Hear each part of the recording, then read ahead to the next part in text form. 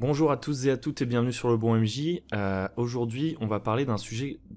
J'ai dû improviser. J'ai dû improviser parce que j'ai eu plein de problèmes. En fait, normalement, cette semaine, il devait y avoir une table ronde sur comment, en tant que maître de jeu débutant, on peut se lancer, etc., pour vraiment aider les gens qui, depuis plusieurs mois, essayent de se préparer et ne se sentent toujours pas prêts pour essayer de leur donner des petites ficelles, leur donner des solutions pour contourner certains obstacles qu'ils rencontrent, essayer de les rassurer un peu aussi. Et on avait fait un enregistrement qui a duré 3h30, 4h, qui aurait pu faire plusieurs épisodes. Et en fait, je n'ai pas allumé les micros. Enfin non, c'est plus compliqué que ça en réalité. C'est un problème de piste audio dans OBS, un truc super débile. Je me sens super débile, surtout d'avoir demandé aux personnes ayant participé à cette table ronde d'être restées aussi tard. Après, bon, on s'est bien amusé, on a même parlé encore après pendant des heures. Finalement, c'est pas que du temps perdu, mais ça fait quand même bien chier qu'on se le dise. En plus, en ce moment, je suis un petit peu fatigué parce que j'ai commencé la rédaction d'un jeu de rôle et je vous en parlerai bientôt. Mais du coup, voilà, j'ai dû improviser un sujet et il y a un sujet que je trouvais intéressant, qu'on avait évoqué justement pendant la table ronde, c'est le sujet de l'équilibrage. L'équilibrage de son jeu. Très souvent, quand il y a des maîtres du jeu débutants ou des aspirants maîtres du jeu qui n'ont pas encore mené leur partie de jeu de rôle, qui viennent sur le Discord et qui posent des questions, il y en a pour beaucoup qui n'ont pas fait le choix de choisir un jeu gratuit existant ou d'acheter un jeu. Est-ce que c'est la solution la plus simple que d'acheter un jeu, ou est-ce qu'il vaut mieux créer son propre jeu, parce que des fois c'est un peu une des motivations aussi des gens qui veulent démarrer le jeu de rôle. Je ne peux pas vraiment répondre à cette question, je pense que ce qui compte c'est de faire ce qui vous anime, mais très souvent quand vous voulez créer votre système de jeu et vous lancer comme ça, créer votre jeu de rôle, vous vous retrouvez un peu bloqué sur une question d'équilibrage. Je dirais que c'est la deuxième question la plus importante avec je n'ai pas terminé mon univers. C'est souvent les deux trucs, c'est je sais pas si mon jeu est équilibré donc j'ose pas encore me lancer, ou je n'ai pas terminé mon univers, il n'est pas encore complet, donc je ne veux pas me lancer. On va pas répondre à ces deux questions, on va se concentrer sur l'équilibrage. L'équilibrage dans le jeu de rôle, qu'est-ce que ça peut être? Ça peut être plein de choses. Je pense, à titre personnel, que lorsque cette question est posée, elle n'est pas très précise, mais que généralement, elle est le révélateur d'une chose, c'est qu'aujourd'hui, il y a beaucoup de gens qui se lancent dans le jeu de rôle après avoir joué aux jeux vidéo. Et dans le jeu vidéo, il est clair que, notamment quand on parle de jeux vidéo massivement multijoueurs, des jeux compétitifs, ce genre de choses, on aime bien qu'il y ait une sorte d'équilibrage. On n'aime pas que le personnage joué par notre adversaire soit beaucoup plus puissant que le nôtre, et on n'aime pas être forcé à jouer le personnage le plus fort du jeu pour pouvoir l'emporter. C'est le cas par exemple dans des jeux de combat, dans des MOBA comme League of Legends, etc. Il y a beaucoup de gens qui râlent quand un personnage est trop fort, trop faible, etc. Parce que du coup c'est toujours les mêmes personnages qui sont joués, etc. etc. Je pense que quand on commence à créer un peu son jeu de rôle et à essayer de mettre des mathématiques, de créer une sorte de système autour, on a un peu peur de retrouver le même phénomène finalement, qu'un des personnages de nos joueurs soit beaucoup trop fort par rapport aux autres, etc. Déjà il y a une chose à remarquer je pense, c'est que dans le jeu vidéo, finalement parfois c'est sain. En fait, si un jeu vidéo est mis à jour régulièrement, ça permet de renouveler sa méta. Si c'est un jeu, par exemple, comme League of Legends, si on avait toujours le même personnage qui était fort depuis 5 ans, ce serait relou. Parce qu'en fait, le jeu serait cassé, il y aurait plein de personnages qui serviraient à rien, etc., etc. En fait, par contre, s'il y a des mises à jour et des rotations qui font que tel personnage va devenir plus fort, etc., et qu'on essaye, en fait, sous prétexte d'essayer d'équilibrer le jeu, de renverser la balance seulement, pour mettre différents personnages au top niveau, c'est plutôt cool finalement, parce que ça nous force, à renouveler notre style de jeu, à aller voir d'autres personnages. Sur les scènes compétitives avec l'e-sport, etc., ça met en avant d'autres personnages, etc. Donc finalement, même dans le jeu vidéo, l'équilibrage, c'est pas une fin en soi. Un déséquilibre permanent qui n'est jamais corrigé, c'est gênant, mais un équilibre mouvant, avec des personnages qui deviennent forts, des personnages qui deviennent faibles et des changements comme ça va permettre de renouveler l'intérêt et de garder les gens le plus longtemps possible sur le jeu. Bref, on va fermer la parenthèse jeu vidéo. Et voilà, déjà, il faut se rendre compte que l'équilibrage n'est pas une fin en soi, à mon avis. Et encore moins dans le jeu de rôle. Parce que dans le jeu de rôle, vous n'êtes pas dans un milieu ultra compétitif. En tout cas, quand vous décidez de créer un jeu pour jouer avec vos amis, il n'y a pas 20 000 personnes qui vont lire ce jeu et se dire « Ah ouais, ça c'est cassé, ça c'est machin ». Vous allez pouvoir le bricoler pour qu'il corresponde à vos attentes. Intrinsèquement, dans l'absolu, votre jeu n'a pas à être équilibré. Vous pouvez le changer en fait. Vous verrez que c'est important pour la suite. On viendra aux solutions à la fin. Donc maintenant, plus concrètement dans le jeu de rôle, c'est quoi les problèmes? À mon avis, ce dont on a peur, c'est que il y a des personnages qui soient beaucoup plus forts que d'autres, ou qu'il y ait des options dans notre jeu qui fassent que certains personnages soient beaucoup plus forts que d'autres, et que du coup, nos joueurs choisissent toujours ces options. Ça peut être une première peur. Une autre chose dont on pourrait avoir peur, c'est que nos personnages, de manière générale, l'équilibre de notre jeu fasse que nos personnages soient trop forts dès le début, et que du coup, on se sente obligé de les affaiblir après parce qu'ils rencontrent pas assez de difficultés et que du coup, l'histoire est pas intéressante. Ou à l'inverse, que le jeu soit trop difficile, en tout cas que nos personnages meurent en boucle, que ce soit frustrant, etc. Et que du coup ils aient pas envie de revenir jouer et qu'on soit obligé de les arroser de buffs. Donc pour résumer, on aurait la peur que de manière générale, l'ensemble du groupe soit trop faible ou trop fort, ou la peur qu'il y ait des disparités dans le groupe. Et en fait, il n'y a pas de solution parfaite. Ça va dépendre des attentes des gens autour de votre table. On peut vouloir un jeu ultra mortel où nos personnages ne sont pas très forts, ils ont tendance à rater beaucoup. Peut-être que ça peut amener de l'humour à la table, on rigole de nos échecs. Ou alors on peut aimer au contraire un jeu par exemple assez épique, où notre personnage il fait des choses exceptionnelles et on n'a pas envie que nos personnages se sentent nuls. Donc déjà là on voit qu'on a deux attentes différentes. On n'est pas forcément dans la recherche d'une moyenne, à se dire nos personnages doivent avoir des échecs et des réussites de manière à peu près équilibrée 50-50 pendant toute la durée d'une campagne, et je vais devoir comme ça essayer de recoller les morceaux pour que ça soit toujours le cas, même s'ils gagnent des points, il faut que je fasse des calculs pour qu'ils puissent continuer à échouer. On n'est pas obligé d'être dans cette démarche là en fait.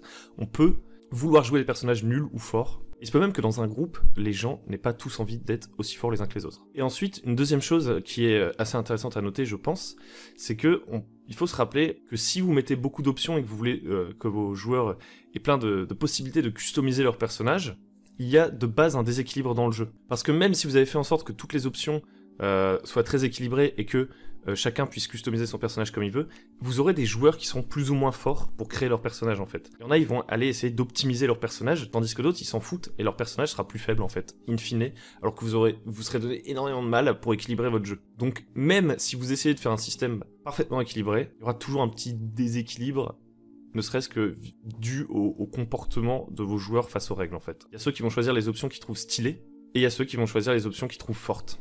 Et en général, ceux qui choisiront les options qui sont stylées seront moins forts que ceux qui choisiront les options qu'ils trouvent fortes. Et même si toutes vos options sont censées être fortes, vous ne pouvez pas prendre en compte toutes les combinaisons possibles, et vous ne pouvez pas déterminer à l'avance chacun des choix et tous les comportements de vos joueurs. Tout ça pour dire qu'il n'y a pas d'équilibre parfait. Maintenant, on va essayer quand même de trouver des sortes de solutions, des trucs sympas, parce qu'on va pas se contenter de dire si vous avez peur que votre jeu soit déséquilibré, c'est une erreur. C'est pas forcément une erreur. Ça peut être une de vos volontés et vous voulez peut-être vous approcher le plus possible de cet équilibre. Donc moi mes conseils pour ça, ce serait d'abord de demander à vos joueurs ce qu'ils attendent du jeu.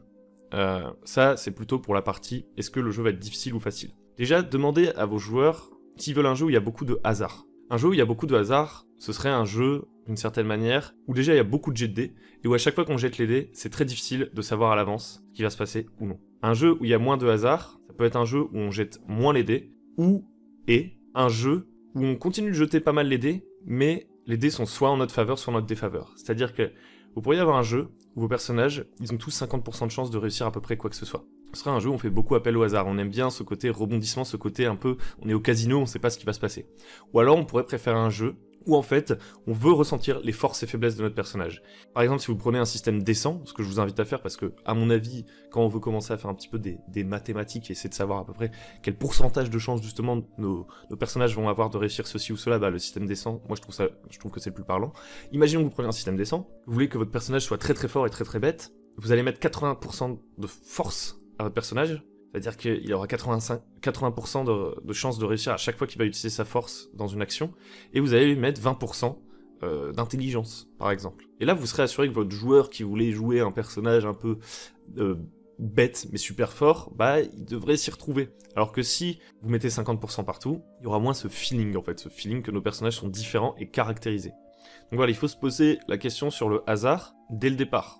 Demandez un peu à vos joueurs ce qu'ils attendent du jeu. Pas nécessairement faire un truc très compliqué. D'ailleurs, vous n'êtes même pas, dans l'absolu, obligé de demander à vos joueurs ce qu'ils attendent du jeu. Demandez-vous déjà, vous, ce que vous attendez du jeu que vous allez proposer à vos joueurs. Deuxième truc, sur question que vous pourriez vous poser, c'est est-ce que mon jeu, il est mortel, plutôt, ou héroïque? Donc du coup, est-ce que, de manière générale, mes joueurs ont plutôt, globalement, plus de 50% de chances de réussir tout ce qu'ils entreprennent, voire plus de 60% de chances, voire plus de 70% de chances, parce qu'en fait, on veut que ce soit épique, on veut qu'ils ratent rarement. Peut-être qu'ils ont 20% de chances de rater dans la plupart des situations. Par contre, quand ils ratent, ça fait très très mal, ça crée des situations vraiment dramatiques, tragiques et du coup héroïques, un petit peu. Ou alors est-ce qu'on veut plutôt un jeu, voilà, on est des traînes savates, un jeu un peu mortel, où du coup les joueurs ils se posent des questions, ils font des longs plans avant de faire des trucs, parce qu'en général quand ils ont peu de chances de réussir via les dés, aux joueurs ils vont essayer de trouver des moyens de ne pas lancer les dés pour résoudre des situations. Ils vont essayer de faire des plans compliqués, etc. Est-ce que vous préférez un jeu comme ça, où voilà, en fait, vos joueurs, ils ressentent la fragilité de leur personnage, ils essaient de lui sauver la vie. Dans ce cas-là, vous allez plutôt revoir à la baisse, essayer de mettre un truc autour de 50% de chances de réussite. Parce qu'en réalité, je pense quand même que 50%, ça reste une bonne moyenne. Si dans votre jeu, les personnages ont moins de 50% de chances de réussir quasiment toutes les actions qu'ils font, je pense que ça va faire un truc plutôt drôle en fait, plutôt ridicule. Mais ça peut aussi être une volonté de jeu. Après, voilà, c'est des choses à tester. Donc ça, c'est des questions, ma foi, que je trouve pertinentes pour orienter votre jeu. Après, il y a la question de la progression aussi, parce que peut-être que vous voulez un jeu héroïque, mais où vos personnages, ils commencent pas trop fort en stats, parce que vous avez peur ensuite de pas pouvoir monter plus haut. S'ils ont 80% de chances de réussir la plupart des choses, ils n'ont pas une très grande marge de progression, ils arrivent très vite à 100%. Bah dans ce cas-là, vous ajoutez juste petite mécanique de difficulté au jeu. Vous dites qu'une action normale, vous dites que pour une action normale, le joueur jette juste sous sa compétence. Il a 80% de chance de réussir en force, il doit faire moins de 80 avec un D100. Si, par contre, il fait une action difficile, il a moins 10%, moins 20%. Donc du coup, il passe de 80 à 60 par exemple, et il a 60% de chance de réussite. Vous ajoutez juste cette petite mécanique de difficulté qui va pouvoir vous aider à réguler la difficulté. Plus vos personnages vont avancer dans l'histoire, plus ils vont souvent avoir des épreuves à moins 10%, moins 20%, parce que tout simplement, au lieu de défendre leur village contre des gobelins, maintenant ils vont se battre contre des démons, et du coup, les démons ils te mettent des moins 30%, des moins de 40%, tu vois. Et du coup, ton personnage il peut dépasser les 100%, y a pas de souci, il peut dépasser les 100%, ça fait qu'une fois qu'il aura dépassé les 100%, tous les trucs du quotidien, les trucs anodins, il les réussira automatiquement, on jettera même plus les dés, il est super fort. Mais quand il se retrouvera face à des super démons badass, et ben il sera dans les alentours des 80-70%. Je dis beaucoup pour cent, j'espère que vous arrivez à me suivre, mais voilà, c'est pour vous montrer que il faut pas rester bloqué comme ça. Dans le pire des cas, même si ça peut faire un peu artificiel et bricolage, c'est pas grave, dans le pire des cas, si vous avez l'impression que vos personnages sont trop forts, vous pourrez, sans les nerfer, sans aller leur dire « non, finalement, on va te mettre moins de force », vous pouvez rajouter une règle de difficulté, un truc pour compenser par la suite pendant le jeu. Notez aussi qu'en général, il est plus facile de renforcer les personnages en leur donnant des récompenses pendant la partie, donc c'est mon opinion, mais de commencer avec des personnages moyens, et de se rendre compte qu'ils sont trop faibles pour les rendre plus forts, plutôt que de venir dire à vos joueurs vos personnages ils sont trop forts donc je vais les nerf. On va les rendre plus nuls parce que c'est pas drôle. Moi, personnellement, je pense qu'il vaut mieux il vaut mieux toucher à un autre facteur que le personnage lui-même, il vaut mieux aller bricoler la difficulté ou rendre les ennemis plus forts en fait. Bref, on pourrait parler de ça pendant des heures et des heures, je vais m'arrêter sur ce point-là. Maintenant, on va se demander plutôt comment faire pour que justement les personnages entre eux ne se volent pas la vedette, qu'on ait des personnages à peu près équilibrés, qui soient aussi intéressants de jouer un magicien que de jouer un guerrier, que de jouer un garagiste. Déjà, vous n'êtes pas obligé de faire en sorte que ce soit le cas. Comme on l'a dit avant, l'intérêt du joueur pour son personnage dépend vachement de son comportement en tant que joueur. Peut-être que moi j'aime bien jouer des personnages qui ont plutôt tendance à échouer, et que du coup je vais faire exprès de ne pas optimiser mon personnage. C'est un comportement de joueur vis-à-vis du jeu. Peut-être que je suis un super optimisateur, et du coup, je m'en fiche un peu du style, du lore, de l'esthétique du personnage que je vais jouer, tant que c'est le plus fort. Donc du coup, vous n'êtes pas, en soi, obligé de faire en sorte que toutes les options soient valables. Moi, ce que je vous invite à faire, pour vous faire gagner du temps, et moins de nœuds au cerveau, et commencer à jouer plus vite, pour vous rendre plus vite compte de ce que vous voulez vraiment, c'est de simplement demander à vos joueurs les personnages qu'ils veulent incarner. Plutôt que de créer plein d'options, de créer une liste de classes, une liste d'espèces, une méga liste d'équipements, de sorts, etc. avant même de commencer à jouer, prenez vos joueurs et demandez-leur qu'est-ce que tu veux jouer. Il y en a un, il va dire, bah moi je veux un guerrier, moi je veux un mage, moi je veux un truc. Et vous créez les règles du guerrier, du mage, du truc. Vous êtes tranquille. C'est plus simple à équilibrer. Vous n'avez pas créé plein d'options en avance avant même d'avoir commencé à jouer. Du coup, vous pouvez vous mettre à jouer très très vite. Et ça vous permet de tester plus vite vos règles. Et du coup de pouvoir les corriger plus facilement. En plus, si vous créez plein d'options et que finalement vos joueurs ils ont le choix entre ils doivent prendre une classe et une espèce par exemple, pour rester dans un truc un peu classique, toutes les autres classes et toutes les autres espèces que vous aurez créées ne serviront à rien tant que vous ne redémarrerez pas une autre partie, que vous ne jouerez pas avec un autre groupe ou que vous ne publierez pas votre jeu en fait. Parce qu'elles ne seront pas jouées ces options que vous avez créées. Demandez à vos joueurs ce qu'ils veulent, créez pour eux et ce sera beaucoup plus simple à équilibrer les 3 classes que vos joueurs vous ont demandé que de créer les 30 classes que vous comptiez leur proposer et d'espérer qu'elles soient toutes équilibrées après qu'ils les aient choisies. C'était les petits conseils que je pouvais donner pour équilibrer votre jeu si vous bricolez un jeu parce que vous avez envie de vous lancer avec votre propre bébé quoi. Magie du montage, j'avais oublié quelque chose. Un dernier point qui je pense est aussi important et que j'avais oublié, c'est qu'il peut aussi y avoir l'idée de non pas voir qui sont les personnages les plus forts en combat ou que sais-je, mais aussi tout simplement dans la manière dont vous allez ensuite, une fois que vous aurez créé votre jeu, commencer à jouer, il y a une notion d'équilibrage. C'est-à-dire que vous aurez beau avoir fait des classes qui sont toutes aussi fortes les uns que les autres, dans différents domaines. Par exemple, vous avez des personnages qui sont très très forts pour s'occuper de la survie, de discuter avec les PNJ, etc., les convaincre. Vous allez en avoir d'autres qui sont très très forts pour combattre et remporter des épreuves physiques, ou encore d'autres qui sont très bons pour enquêter, pour repérer des trucs, et je sais rien, j'en sais rien. Vous avez sûrement des personnages qui ont différentes utilités. Vous aurez beau les avoir rendus tous à peu près équilibrés en termes de mathématiques, il va y avoir un problème si vous ne proposez pas des scènes, des épreuves, des choses adaptées à ces personnages, en fait, tout simplement. Si vous proposez à vos joueurs de créer des personnages enquêteurs, ou que sais-je d'autres, de créer des universitaires, des journalistes, et que finalement ils se retrouvent à se battre contre des démons, bon ça peut être marrant à un moment, mais en fait ils font pas du tout ce pourquoi leur personnage était conçu, et du coup ils vont peut-être être déçus parce que eux ils s'attendaient à faire autre chose. Donc il y a aussi cet élément là, c'est la correspondance entre ce que les joueurs ont choisi comme personnage, qui est certainement révélateur un peu de ce qu'ils veulent jouer comme histoire, et vous qui devez leur proposer des scènes qui mettent en avant ces thèmes là, des choses qui répondent à leurs attentes. Et s'il y a des personnages qui sont assez différents, essayez de trouver une sorte d'équilibre pour qu'à chaque séance tout le monde ait au moins eu un petit moment pour briller. Vous n'êtes pas obligé de faire un parfait équilibre mathématique avec une partie enquête, une partie combat et tout, parce que sinon c'est toujours la même chose. Vous n'êtes pas obligé de mettre des combats tout le temps, parce qu'en plus, très souvent, les combats peuvent être très longs, etc. si on n'a pas les trucs. Donc voilà, essayez de travailler sur cet équilibre autour de la table. Parce que non seulement c'est important pour que chaque personnage brille et que chacun se dise j'ai bien fait de choisir ce personnage-là, c'était pas une erreur, et c'est aussi important pour que tout le monde ait au moins l'opportunité de prendre la parole. C'est pas grave si dans un groupe il y a des gens qui parlent plus que d'autres, il y a même des gens qui se mettent en retrait, mais en fait ils aiment bien la partie, ça veut pas nécessairement dire qu'ils s'ennuient, mais ils devraient au moins avoir l'opportunité de s'exprimer.